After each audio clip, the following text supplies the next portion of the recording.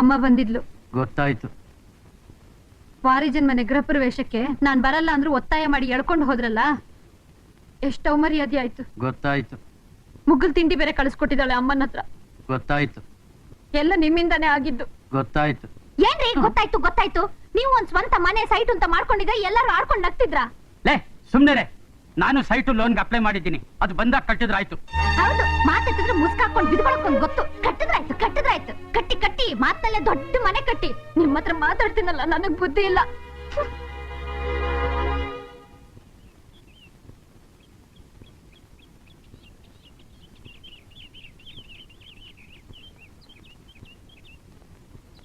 ಏನ್ ರಾಮರಾಯರೇ, ಅಶೋಕವನದಲ್ಲಿ ಸೀತೆ ಕೂತಿರೋ ಹಾಗೆ ತಲೆ ಮೇಲೆ ಕೈ ಹೊತ್ಕೊಂಡು ಕೂತಿದಿರಲ್ಲ, ಯಾಕೆ? ಯಾಕೂ ಇಲ್ಲಪ್ಪ. ನೀವು ಯಾಕೂ ಇಲ್ಲ ಅಂದ್ರೆ ನಾನ್ ನಂಬಿಡ್ತೀನ. ಕಣ್ಣು ಗುಳಿ ಬಿದ್ದಿರೋದು ನೋಡಿದ್ರೆ 3 ದಿವಸದಿಂದ ನಿದ್ದೆನೆ ಮಾಡಿಲ್ಲ.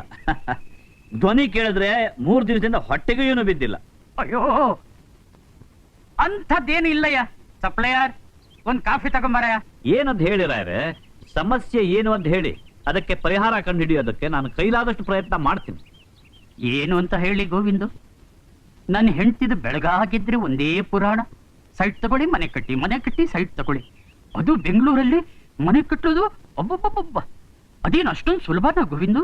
ಬೆಂಕಿಯಲ್ಲಿ ಕೈ ಇಡೋದು ಎಷ್ಟು ಕಷ್ಟನೋ ಅದಕ್ಕಿಂತ 2ರಷ್ಟು ಕಷ್ಟ ಈ ಬೆಂದಕಾಳೂರಿನಲ್ಲಿ ಒಂದು ಸಣ್ಣ ಮನೆ ಕಟ್ಟೋದು. ನಾನು ಸೈಟ್ ಪ್ರಯತ್ನ ಪಡ್ತಾ ಇದ್ದೀನಿ ಅಂತಂದ್ರೆ ನಂಬೋದೇ ಇಲ್ಲ. ನಿಮ್ಗೆ ಆಸಕ್ತಿ ಇಲ್ಲ. ನೀವು ಗಂಡಸ ಹಾಗೆ ಹೀಗೆ ಅಂತ ಮಾತಿಗೂ ಮೂತಿ ಕಿವಿತಾಳ್ರಿ. ನಾ ಹೇಳ್ತೀನಿ ಬಿಡಿ. ಏನ್ ಹೇಳ್ತೀಯ? ನೀವು ಗಾಬರಿ ಪಡಬೇಡಿ, ನಿಮ್ಮ ಹೆಸರು ಎಲ್ಲೂ ತರಲ್ಲ. ಬಾಂಬೆ, ಡೆಲ್ಲಿಲಿ ಬಾಂಬು ಭೂಕಂಪದ ಹೊಡೆತಕ್ಕೆ ಸಿಕ್ಕಿ ಅಲ್ಲಿ ಜನ ಎಲ್ಲ ಸೇಫ್ ಆಗಿರೋದಕ್ಕೆ ಬೆಂಗಳೂರಿನಲ್ಲೇ ಬಂದು ಸೆಟ್ಲ್ ಆಗ್ತಿದ್ದಾರೆ. ಒಬ್ಬ ಮನುಷ್ಯನಿಗೆ ಬೇಕಾದ 3 ಅಡಿ 6 ಅಡಿ ಜಾಗ ಕೂಡ ಇಲ್ಲಿ ಸಿಗೋದಿಲ್ಲ. ಬೆಂಗಳೂರಿನಲ್ಲಿ ಎಲ್ಲ ಕಡೆ ಇಲೆಕ್ಟ್ರಿಕ್ ಚಿತಾಗಾರಗಳನ್ನ ಕಟ್ಟಿಸ್ತಿದ್ದಾರೆ. ಯಾಕೆ ಅಂದ್ರೆ ಇಲ್ಲಿ ಸಾಯೋದೊಂದು ಸಮಸ್ಯೆ ಆಗ್ಬಿಟ್ಟಿದೆ.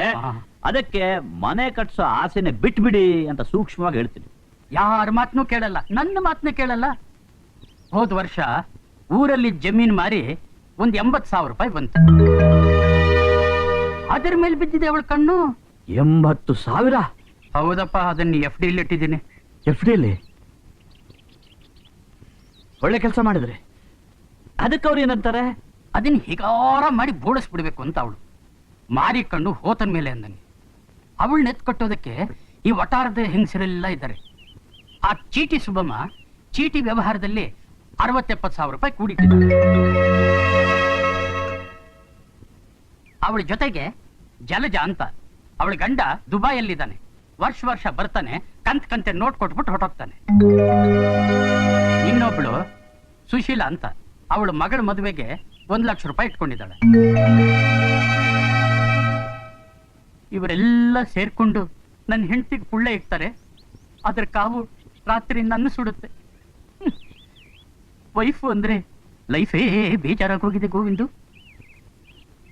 ಸೋಮವಾರದಿಂದ ಶನಿವಾರದವರೆಗೂ ಮೀಟಿಂಗು ಪೀಟಿಂಗು ಅಂತ ಬೆಳಿಗ್ಗೆನೆ ಮನೆ ಬಿಟ್ಬಿಡ್ತೀನಿ. ರಾತ್ರಿ ಲೇಟಾಗಿ ಬರ್ತೀನಿ. ಮಾಡಿ ಬಿಸಾಕಿದ್ದನ್ನ ಉಂಡುಬಿಟ್ಟು ಮುಸ್ಕ ಹಾಕೊಂಡು ಮಲೆ ಬಿಡ್ತೀನಿ. ಭಾನುವಾರ ಒಂದು ದಿನ ಸಿಗಾಕೋತೀನಿ ನೋಡಯ್ಯ. ನಗುನ ಇಲ್ಲ. 1 ವಾರದ ಕೋಪನ ಉಗುದು ಉಪ್ಪಿನಕಾಯಿ ಹಾಕ್ತಾಳ್ ನೋಡು. ಆಹಾ, ಏನ್ ರುಚಿಯಾಗಿರುತ್ತೆ ಅಂತೀಯ. ಮನೆ ಅನ್ನೋದು ಒಂದು ದೊಡ್ಡ ಸಮಸ್ಯೆ ಆಗೋಗಿದೆಯಯ್ಯ. ಅಯ್ಯಯ್ಯೋ, ಟೈಮ್ ಆಗೋಯ್ತು. ನಾನು ಬರ್ತೀನಪ್ಪ. Supplier, bill ಕೊಡಯ್ಯ.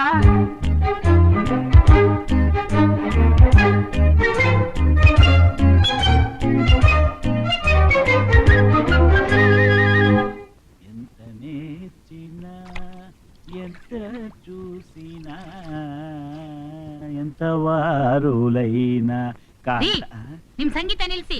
ಮೊದ್ಲು ಸರಿಯಾಗಿ ಸೋಪ್ ಹಚ್ಚಿ ಸೀರೆ ಹೋದಾಕ್ರಿ. ಸ್ವಾಮಿ, ಇಲ್ಲಿ ರಾಮರಾಯರು? ನಾನೇ. ನೀವೇ ರಾಮರಾಯರ? ನನ್ ಪ್ರಾಣ ಉಳಿಸ್ಬೇಕು, ನನ್ನ ಹೆಂಡತಿ ಮಕ್ಕಳು ಕಾಪಾಡ್ಬೇಕು, ನೀವೇ ನನ್ನ ಉದ್ಧಾರ ಮಾಡ್ಬೇಕು. ಕಾಲು ಹಿಡಿಯೋಕ್ ನೋಡ್ತಾನೆ. ಹೇಳ ಮೇಲಕ್ಕೆ, ಹೇಳಯ್ಯ.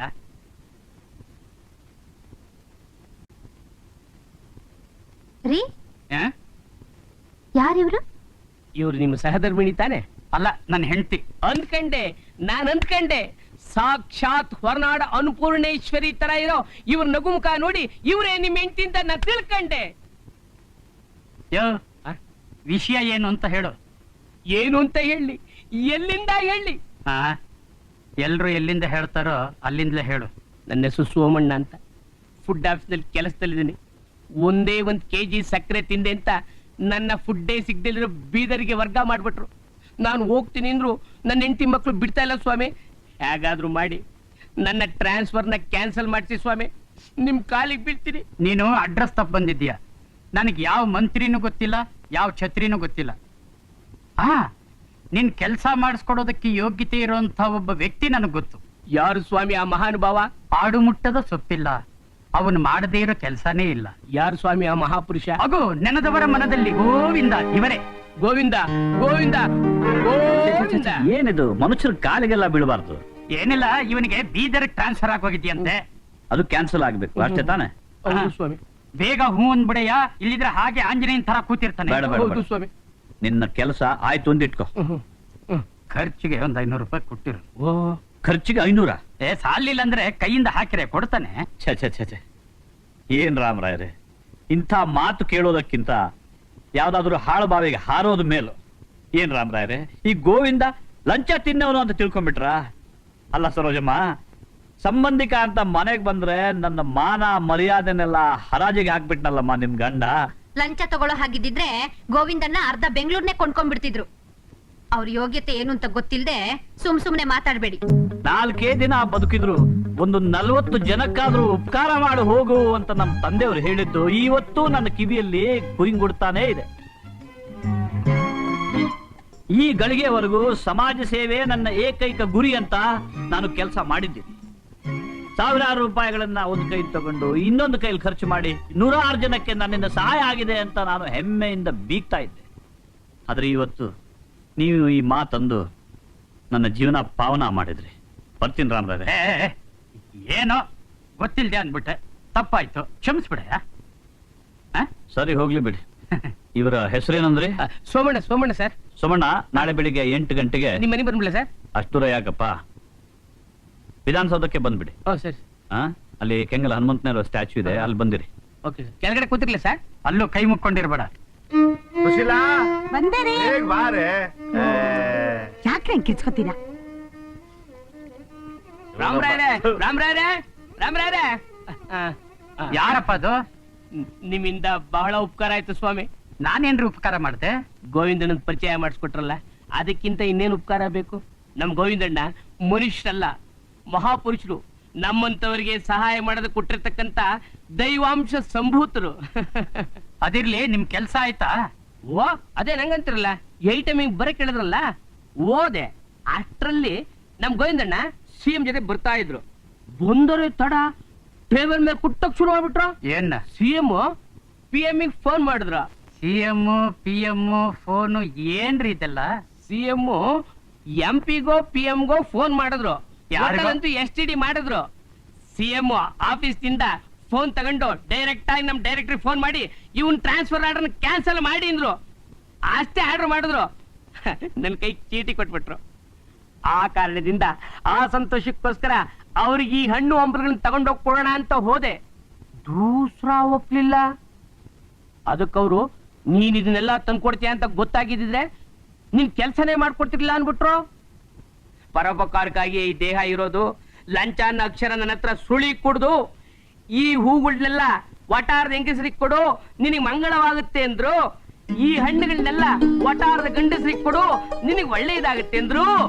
ಈ ಸಿಹಿ ತಿಂಡಿಗಳನ್ನೆಲ್ಲ ವಟಾರದ ಗೋವಿಂದಣ್ಣ ಎಷ್ಟು ಒಳ್ಳೆಯವರು ಅಂತ. ಗೋವಿಂದ ಗೋವಿಂದ.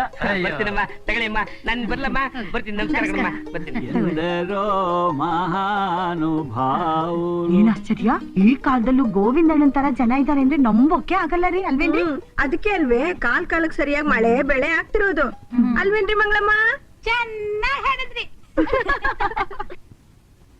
ಗೋವಿಂದಣ್ಣ, ನೀನ್ ಹೇಳ್ದಂಗೆ ಎಲ್ಲಾ ಕೆಲಸ ಮಾಡ್ದೆ. ಎಲ್ಲ ಮಾಡ್ದ್ಯಾ? ಎಲ್ಲ ಮಾಡ್ದೆ. ಗಂಡಸರಿಗೆಲ್ಲ ಹಣ್ಣು ಕೊಟ್ಟ್ಯಾ? ಕೊಟ್ಟೆ. ಮುತ್ತೈದೆಗಳಿಗೆಲ್ಲ ಹೂ ಕೊಟ್ಟ್ಯಾ? ಹೂ ಕೊಟ್ಟೆ. ಮಕ್ಕಳಿಗೆಲ್ಲ ಸ್ವೀಟ್ ಕೊಟ್ಟ್ಯಾ? ಬೊಂಬಾಟ ಕೊಟ್ಟೆ.